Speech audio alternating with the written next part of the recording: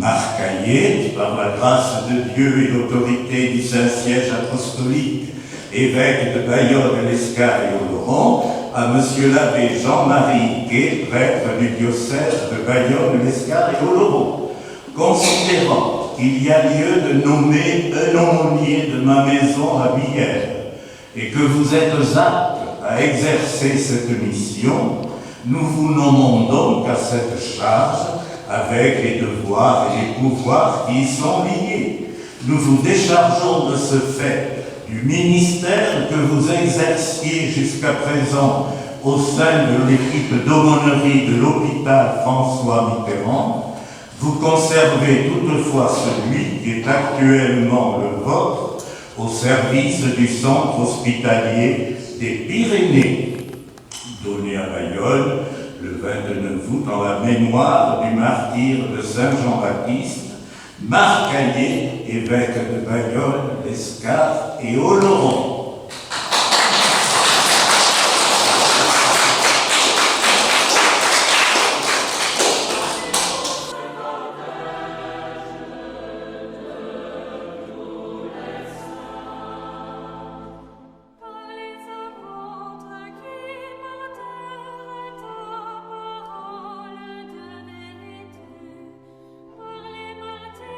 Jésus, le Christ, selon saint Luc.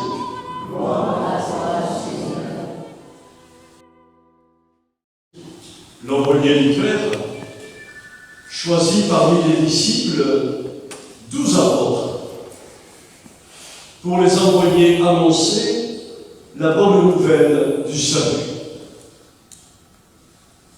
Il les a choisis après avoir prié toute la nuit, car il ne fait rien sans en avoir parlé avec son Père. Tout choix important nécessite la prière. Ce cœur à cœur où l'on abandonne sa propre volonté pour accueillir celle du Père. Pourtant, à vue humaine, Jésus va choisir ses disciples de façon déroutante. Un publicain, un incrédule, des violents, un traître. Quel drôle d'équipe! Et dans la plaine, ceux qui les attendent relèvent de l'hôpital de campagne dont parlait si souvent le pape François. Et immédiatement, Jésus enseigne, guérit, délivre les possédés. Ainsi se réalise la mission qu'il avait proclamée dans la synagogue de Nazareth. C'est pour ainsi dire le premier exercice pratique pour les nouveaux apôtres.